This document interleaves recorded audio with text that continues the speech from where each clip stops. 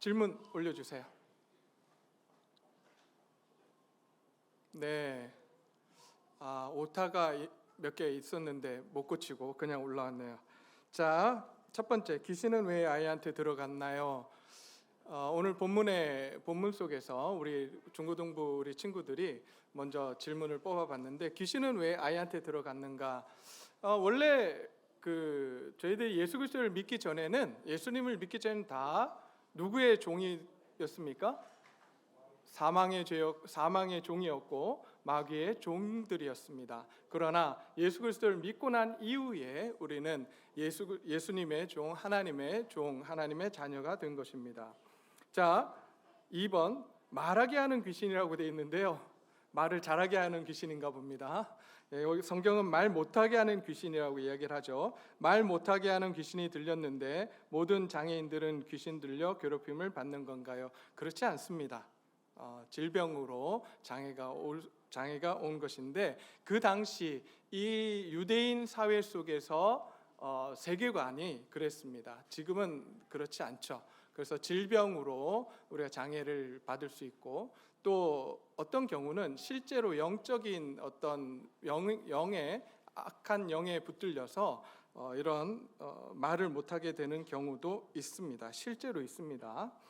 자, 세 번째, 다른 증상들도 있을 텐데 왜 격려를 일으키게 했는가? 이 질문은 6번 여섯 번째 질문, 귀신은 아이 몸에서 나가면서 왜 심한 격려를 일으키게 했나요? 같은 질문인 것 같아요. 아마 귀신의 마지막 몸부림이지 않았을까 생각을 해보게 됩니다. 예수님께서 그 아이 몸에서 귀신에게 나가라고 하니까 그 명령을 듣고 이제 마지막으로 몸부림치는, 자신이 나가야 되고 쫓겨가야 되는 상황들을 표현하고 있는 그러한 것이라고 보면 되겠습니다. 네 번째, 이 정도면 아이가 죽은 듯한데 아이가 어떻게 살아있나요? 라고 질문이 나왔는데, 이것은 어느 구절을 지금 기반으로 질문이 던져진 거냐면요, 22절, 귀신이 그를 죽이려고 불과 물에 자주 던졌나이다 라고 되어 있습니다. 그럼 이만하면 사실 죽음에 이를 만도하잖아요. 그런데 여러분 기억하셔야 될 게, 성경이 우리에게 말씀해 주고 있는 것이 있습니다. 사람의 생명은 누구에게 달려 있습니까? 하나님께 달려 있습니다. 귀신이 감히 우리의 생명을 어찌할 수 없습니다. 하나님만이 우리의 삶에, 우리의 생명을 주관하시는 분이십니다. 그러기에 죽이고 싶어도 죽일 수 없습니다. 오직 하나님만이 우리의 생명의 주인이심을 우리는 기억해야 합니다. 자, 다섯 번째, 예수님은 기도하지 않고 귀신을 내쫓았는데 왜 제자들에게 기도해야 한다고 했나요? 라고 되어 있는데요, 여기서 나오는 기도가 무엇인지 좀 이따 살펴보면서 이 질문에 대한 답을 하도록 하겠습니다. 15절, 마지막 7번째 15절, 사람들은 예수님을 보고 몹시 왜 놀랐는가? 아마 잘 모르겠어요. 여기 본문에는 그 내용들이 잘 나오지 않지만 아마 이렇게 생각했던 것 같아요. 예수님이 어쩌면 오시지 않을 수도 있겠다 라고 생각했던 그때에 아마 예수님이 등장하셨기에 이들이 놀라지 않았을까 생각을 한번 해보게 됩니다. 네, 오늘 본문 말씀을 한번 보도록 하겠습니다. 오늘 본문의 내용은 한 아버지가 등장을 합니다. 이 아버지는 어떤 아버지냐면, 귀신 들린 아들을 두고 있는 한 아버지였습니다. 이 아버지가 이 아이를 두고 이제 예수님을 찾아오게 됩니다. 그런데 재밌는 것은요, 여러분, 이 당시 세계관 속에서 아이가 귀신 들렸다라고 하는 것은, 그리고 아이가 아프다라고 하는 것은 어떤 죄가 있다라고 생각을 했던 시대입니다. 그러기에 주위 많은 사람들이 이 아버지와 이 가정을 향해서 어떤 시선을 보냈을까요? 아마 굉장히 비난하는 그러한 시선으로 이 가정을 바라보았을 거예요. 이 아들을 둔 아버지, 귀신을 내쫓아주고 싶지만 자신의 능력으로서는 귀신을 내쫓을 수 없기에 무작정 안타까워해야만 했던 이 아버지. 그리고 주위 마을 사람들과 주위 사람들의 눈총을 받으며 살아가야 했던 이 한 아버지, 이 아버지의 마음이 어떠했을까요? 아들을 향한 아버지의 마음과 또 그 아들이 심한 경련을 일으키고 불 속에 들어가고 물 속에 들어가는 이 아들을 바라보면서 이 아버지는 어떤 마음이었을까요? 우리가 한번 상상을 해볼 필요가 있을 것 같아요. 아마 여기 계신 부모님들 모두가 아이가 아프면, 아이가 위독하다고 한다면 아마도 내 생명을 대신 가져가라고, 차라리 내가 아프기를 소원하며 하나님 앞에 기도하는 것이 부모님들의 마음인 줄 압니다. 여기 계신 모든 부모님들이 아마 자녀를 키우실 때에 아마 그런 마음으로 키우셨을 줄 믿습니다. 아마 여기 성경에 나온 이 아버지도 이 아들을 바라보며 참 차라리 내가 아프기를 소원하는, 내가 더 이런 환경에 처하기를 소원하는 그러한 아버지였던 것 같아요.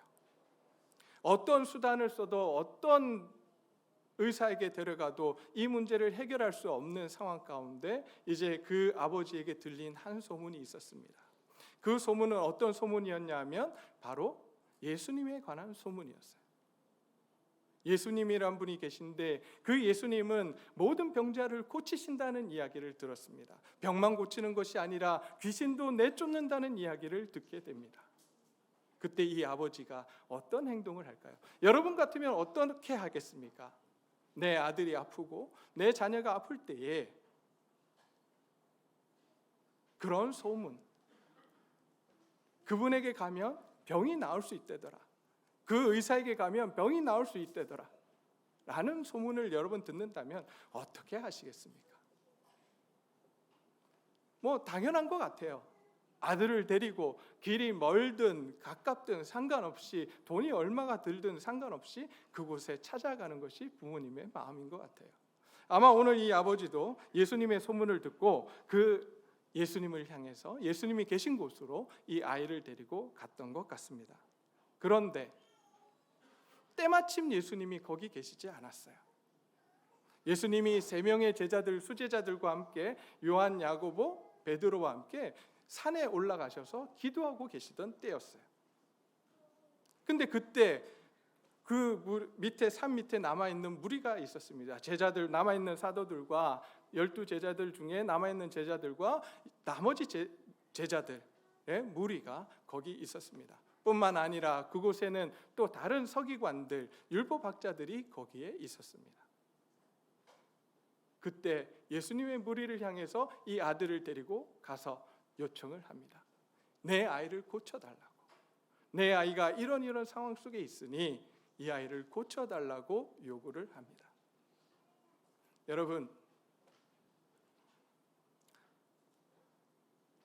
여러분들 같으면 그 아이와 아버지를 보며 어떻게 하셨겠습니까? 아마 제자들이 나서서, 나머지 12제자들 중에 9명의 제자들이 나서서 이 아이를 고치려고 노력을 했습니다. 그런데 저는 이 상황을 보면서 도대체 예수님도 아닌 이 제자들이 어떻게 그런 과감한 결정, 여러분 그거 아세요? 제가 저희 아내가 아파서 기도해 달라고 머리를 이렇게 갖다 대면 제가 그냥 네가 기도해 이러고 말아요. 왜 그런 줄 아세요? 뭐 내가 기도한다고 낫겠어? 이런 마음이 제 안에 있거든요. 근데 어떻게 이 제자들은 과감하게 데리고 오라고, 일로 데리고 오라고, 그 아버지에게 그 아들 데리고 오라고 하고 그 아들 안에 들어가 있는 귀신을 내쫓겠노라고 지금 이야기를 합니다. 왜 그랬을까요? 어디서 그런 자신감을 얻었을까요? 사실 이 본문 바로 앞쪽을 보게 되면 어떤 장면이 나오냐면 예수님께서 12제자들을 2명씩 짝을 지어서 내보내시는 그러한 장면이 있습니다. 그때 예수님께서 어떤 능력을 제자들에게 주시냐면 귀신을 내어 쫓고 병을 고칠 수 있는 능력을 주십니다. 실제로 이 제자들이 나가서 하나님 나라의 복음을 전하고 거기 있는 병자들 마을에 들어가서 하나님 나라 복음을 전하고 그곳에 있는 병자들을 고치며 실제로 귀신을 내쫓는 그러한 일들을 했습니다. 그러한 경험이 있기 때문에 그러한 경험을 바탕으로 아마 이 제자들은 자기네들이 충분히 이 귀신을 내쫓을 수 있을 거라고 생각했던 것 같습니다. 근데 결과가 어떻게 됐을까요? 결과가 어떻게 됐을까요? 내쫓았습니까? 내쫓지 못했습니까? 오늘 본문을 보게 되면 제자들이 아무리 노력해도 내쫓을 수 없었다라고 되어 있습니다. 그렇게 시리에 빠져 있는 이 아버지와 그 아들에게 이제 예수님께서 다가오셨습니다. 제자들과 이제 제자들이 실망에 빠져 있고 또 그 옆에서 보고 있던 율법학자들은 이때가 기회라고 싶어서 예수님의 제자들에게 비난하기 시작했습니다. 거 봐라, 당신들은 능력이 없고 예수님도 가짜 메시아다, 이런 식으로 비난하며 지금 논쟁하는 그러한 상황 가운데 있었습니다. 저는 이 상황을 보면서요, 왜 제자들이 그렇게 고치려고 앞에서 말씀을 드렸지만 자신이 경험했고 그 경험을 바탕으로 했지만 하나님께서 왜 전에는 들어주시고 이제는 그때는 들어주시지 않았을까? 전에는 분명히 기도하면 귀신이 나갔거든요. 근데 이제는 나가지 않습니다. 지금 이 아버지가 아들을 데리고 왔는데, 귀신 들린 아들을 데리고 왔는데 내쫓질 못하고 있어요. 무엇이 달랐을까? 이 아이를 바라보는 시선이 잘못됐어요. 여러분, 지금 현재 여기 지금 두 아버지와 아들, 그리고 아버지와 아들 주위에 무리가 있습니다. 그런데 제자의 무리가 있고 이 옆에는 율법학자의 무리가 있다, 서기관들이 있다, 이렇게 되어 있어요. 근데 제자의 무리는 어떤 시선으로 지금 이 아이를 바라보고 있냐면 야망을 품은 시선으로, 자기의 야망을 이루어줄 아이로 생각을 하고 다가가서 병 고치려고 합니다. 어떤 야망이었을까요? 여러분, 이 상황을 깊이 한번 들어가 보면요, 지금 예수님께서 3명의 제자를 데리고 변화산으로 올라가셨습니다. 왜 3명이었을까요? 이 3명은, 근데 참 이상하게도 이 3명은 수제자라고 불리는 예수님의 총애를 받는 이 3명의 제자들이었습니다. 이 3명의 제자를 데리고 올라가셨어요. 남아있는 제자들, 그 상황이 편했을까요? 불편했을까요? 저와 여러분들 같으면 어떻겠습니까? 그 상황 속에 남겨진 사람들이라고 한다면 여러분들 편했겠습니까? 불편했겠습니까? 저 같으면 굉장히 불편했을 거예요. 왜 세 명만 데리고 올라가고 나는 남겨져 있는가? 하나님, 예수님은 나를 사랑하지 않는 것인가? 라고 하면서 그 다음 또 생각을 하게 됩니다. 어떤 생각냐? 이제 예수님께서 메시아로서 이제 유대 왕국을 다시 세우시고 로마로부터 독립을 시키면 나는 아무런 직위도 받지 못하는 것인가? 라고 하는 그러한 생각을 하게 됐을 거예요. 근데 때마침 귀신 들린 아이를 데리고 한 아버지가 찾아왔습니다. 이 상황을 보며 제자들은 그들 안에 있는 야망이 꿈틀거리기 시작합니다. 어떤 야망요? 내가 이제 수제자가 되겠다. 내가 만약 이 아이를 고친다면 예수님께서 나를 칭찬하실 것이고 나도 이제 수제자의 반열에 들게 될 것이라고 하는 그러한 야망으로 가득 차서 이 아이를 고치려고 합니다.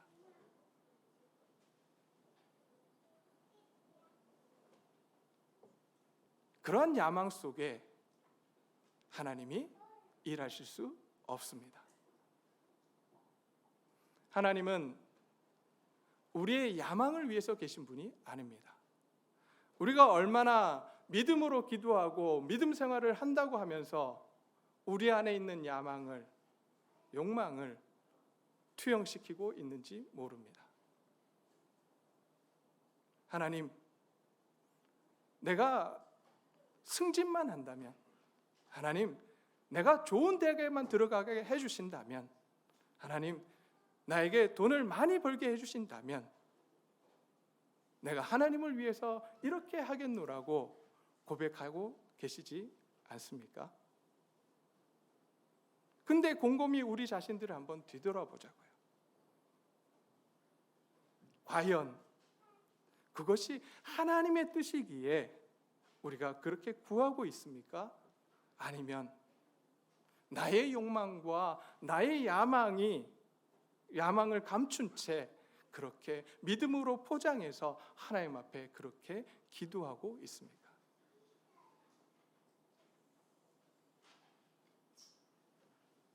저는 우리 자신들이 정말 하나님이 원하시는 것이 무엇인지를 깨닫고 하나님의 뜻이 우리의 뜻이 되고 하나님의 마음이 우리의 마음이 되는 저와 여러분들, 우리 동래지교회 성도님들이 되시기를 간절히 소원합니다. 그러한 마음으로, 자기중심적인 마음으로, 야망과 욕망이 가득한 마음으로 이 아이에게 다가가서 이 아이를 고치려고 하니 하나님께서 역사하실 수 없었어요. 그래서 고칠 수 없었습니다. 그런데 예수님께서 오셨습니다. 여러분, 예수님은 이 아버지와 아들을 바라보시며 어떤 시선으로 이 아버지와 아들을 바라보셨을까요? 예수님은 어떤 시선으로 바라보셨을까요? 자비와 긍휼함으로 바라보셨을 거예요. 귀신에 사로잡혀서 자기가 원하지 않는 그런 삶을 살아가는 이 아이를 보며 또 그리고 이 아이 때문에 당해야만 했던 어려운 상황들, 환경 속에 있는 이 아버지를 보시며 얼마나 안타까워하셨을지. 그래서 긍휼과 자비의 시선으로 이 아버지와 아들을 바라보십니다. 그것이 하나님의 마음이었어요. 하나님의 시선으로, 하나님의 마음으로 그 아이와 그 아버지를 바라보고 이제 다가가서 그 아이를 사로잡고 있는 귀신에게 명하십니다. 그 아이로부터 나오라고 명하십니다. 그 결과가 어떻게 됐을까요? 그 결과 어떻게 됐습니까? 오늘 성경을 보면 귀신이 나갔다라고 되어 있습니다. 예수님이니까 당연히 하나님의 아들이니까 그런 능력이 있을 거라고 우리는 생각합니다. 아니요, 그렇지 않습니다. 여러분, 우리가 기억해야 될 것은 예수님께서 그런 일들을 하실 때마다 항상 누구의 뜻대로 하셨다라고 말씀하셨습니까? 누구의 뜻요? 하나님 아버지의 뜻을 따라 그런 일들을 하셨다라고 하셨어요. 하나도 자신의 뜻을 이루기 위해서 한 것이 없다라고 말씀하셨습니다. 나는 아버지의 뜻에 따라서 순종하며 살아갔다라고 말씀하셨습니다. 어느 자리까지요? 십자가의 죽음의 자리까지 순종하셨습니다. 그것이 예수님의 삶이었습니다.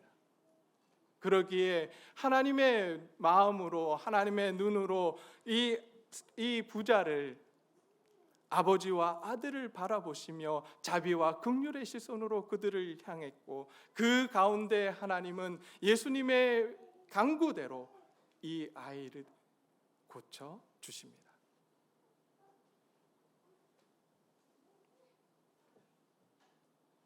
그러면서 이렇게 말씀하십니다. 아버지에게 이렇게 말씀하십니다. 21절 말씀입니다. 예수께서 아버지에게 물으시되 언제부터 이렇게 되었느냐 하시니 이르되 어릴 때부터이니이다. 귀신이 그를 죽이려고 불과 물에 자주 던졌나이다. 그러나 무엇을 할 수 있거든 우리를 불쌍히 여기사 도와 주옵소서. 여러분, 이 말은요, 믿음이 없는 것 같이 들리는 말이지만 간절한 간구였습니다. 예수님, 정말 제 아이를 고쳐주십시오. 무엇을 하시든지 제 아이를 고쳐주십시오라고 하는 간절한 마음입니다. 그때 이 예수님께서 이 아버지를 야단치시는 것이 아니라 그 역사 속에 이 상황 가운데 이 아버지에게 예수님께서는 하나님이 어떤 분이신지를 가르쳐 주십니다. 그러면서 이렇게 말씀하십니다. 할 수 있거든이 무슨 말이냐? 믿는 자에게는 능히 하지 못할 일이 없느니라라고 말씀을 하십니다. 여러분, 여기서 지금 믿는 자에게는 이라고 되어 있습니다. 여기서 누구를 믿는다는 걸까요? 누구를 믿는다는 걸까요? 하나님을 믿는 자. 그 하나님이 어떤 분이시냐? 바로 할 수 있거든이 무슨 말이냐? 하나님은 전지전능하신 분이시다. 하나님은 창조주이시다. 너희를 온전히 만드신 창조하신 창조주 하나님 앞에 너희가 그분을 온전히 믿고 신뢰한다면 하나님께서 너희의 삶을 너희의 그 아들의 상황을 고쳐 주실 거라고 말씀을 하고 계시는 것입니다.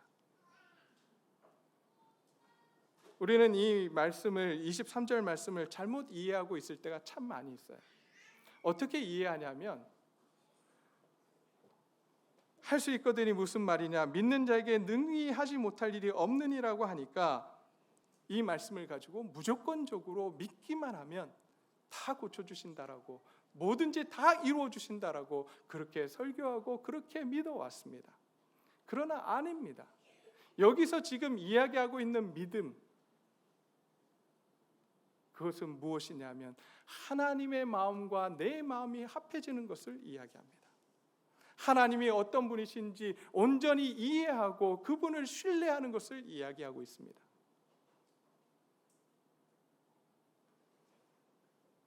여러분, 가끔 목사님들이 가서 병든 분들을 위해서 이렇게 기도합니다. 머리에 손을 얹고 혹은 이렇게 병 낫기를 위해서 기도합니다. 병이 안 나아요.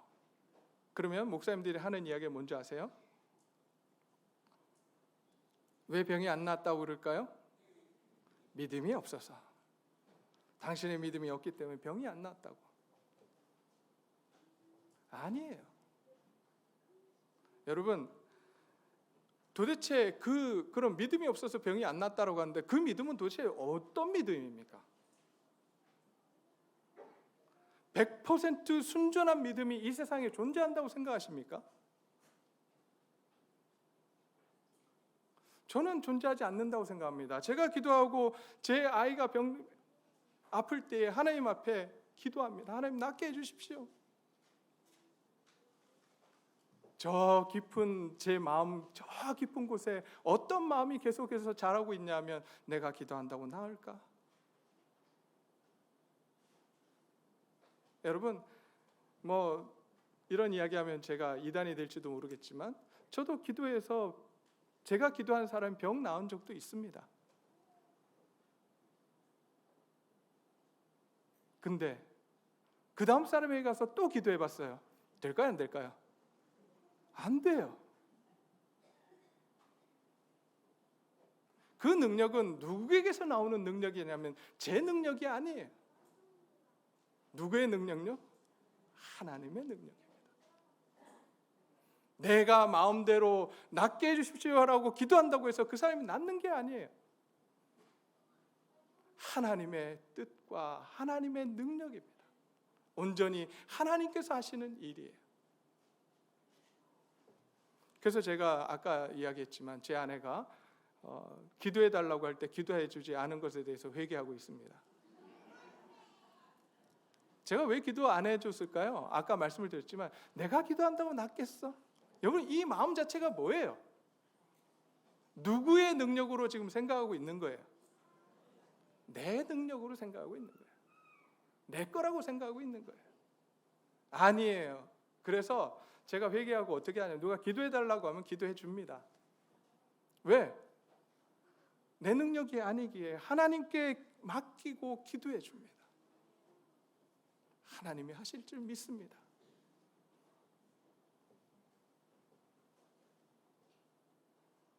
믿는 자에게는 능히 하지 못할 일이 없느니라고 말씀하십니다. 하나님을 온전히 네가 신뢰한다면, 하나님의 마음과 너의 마음이 합해진다면 하나님은 능히 이 일들을 이루어 가실 거라고 말씀을 합니다. 그러자 이 아이 아버지가 소리를 질러 이렇게 이야기합니다.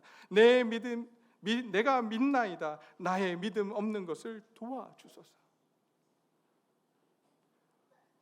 자기의 부족함, 자기의 연약함, 그 모든 상황 속에 하나님을 바라보겠노라고, 하나님을 온전히 신뢰하겠노라고 지금 고백을 하고 있습니다.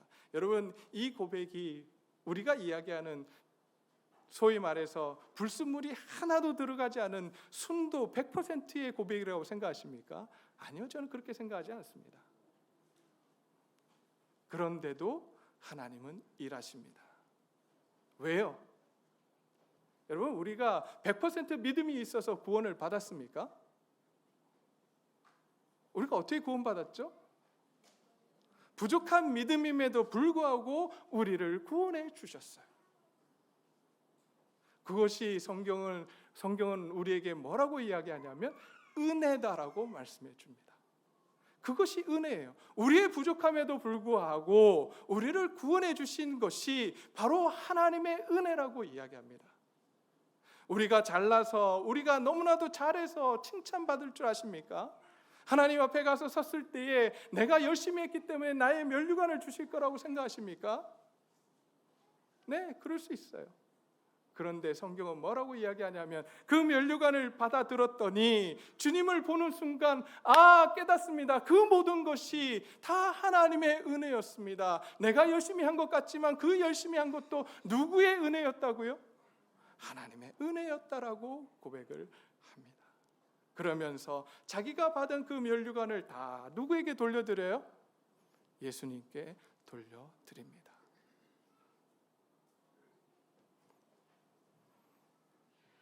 우리가 하는 것이 아닙니다. 우리가 할 수 있는 것이 없습니다. 그러기에 주님의 능력을 구하고 주님의 은혜를 구하는 것이 우리의 삶이 되어야 합니다. 그렇게 예수님께서는 이 아이를 고쳐주십니다. 그런데 제자들이 궁금해졌어요. 아니, 예수님, 우리도 똑같이 했는데 왜 우리는 귀신을 쫓아내지 못한 것입니까? 라고 묻습니다. 그러자 29절에 예수님께서 이렇게 말씀하십니다. 기도 외에 다른 것으로는 이런 종류가 나갈 수 없느니라. 여러분, 여기서 기도가 뭘까요? 제자들이 하나님 앞에 기도했을까요? 안 했을까요? 저는 했다고 봅니다. 예수님은 여기서 기도 안 하고 내쫓았다고 생각을 하지만 예수님도 기도하셨어요. 여기서 기도라고 하는 것을 우리는 어떻게 정의해야 될까요? 여러분들에게 기도는 어떤 것입니까? 내가 원하는 것을 받기 위한 주문입니까? 내가 주문을 잘 외우면 하나님께서 들어주시고, 내가 주문을 잘 외우지 않으면 하나님이 안 들어주시는 그것이 기도입니까? 아니에요. 성경은 기도를 뭐라고 표현하냐면 하나님의 마음과 내 마음이 합해지는 것. 기도를 통해서 아버지의 뜻이 내 뜻이 되고 그 아버지의 뜻이 하늘에서 이루어진 것처럼 이 땅에서도 이루어지게 해달라고 하는 것, 그것이 기도라고 말씀을 하십니다. 그런데 제자들 어땠어요? 자기의 야망과 자기의 욕망을 위해서 이 아이를 고치고자 했어요. 그러기에 그들은 하나님의 능력을 경험할 수 없었습니다. 그러나 예수님은 그 아버지 하나님의 마음을 가지고 이 아버지와 아들을 바라보며 그들을 위해서 하나님 앞에 간구하십니다. 그때 하나님께서 일하세요. 오늘 저와 여러분이 이런 주님의 마음을 담는, 주님의 시선을 담는 저와 여러분들이 되시기를 간절히 소원합니다. 내 마음과 내 뜻으로 살아가는 것이 아니라 내 야망과 내 욕망으로 점철되어 믿음으로 포장해서 하나님 앞에 나아가는 것이 아니라 내가 가지고 있는 야망과 내가 가지고 있는 욕망들을 다 내려놓고 십자가 앞에 못 박고 주님 앞에 나아가는 저와 여러분들이 되시기를 간절히 소원합니다. 그리고 이제 그 모든 욕망과 야망을 내려놓고 이제 비어진 내 마음 가운데 주님의 마음, 주님의 뜻을 품고 살아가는 저와 여러분들이 되시기를 간절히 소원합니다. 그때 하나님께서 일하실 거예요. 우리를 통해서 우리가 예상하지 못했던, 우리가 생각하지도 못했던, 상상하지도 못했던 그러한 일들을 우리를 통해 이루어 가실 줄 믿습니다. 오늘 우리 그 하나님께 기도로 나아갈 수 있었으면 좋겠습니다.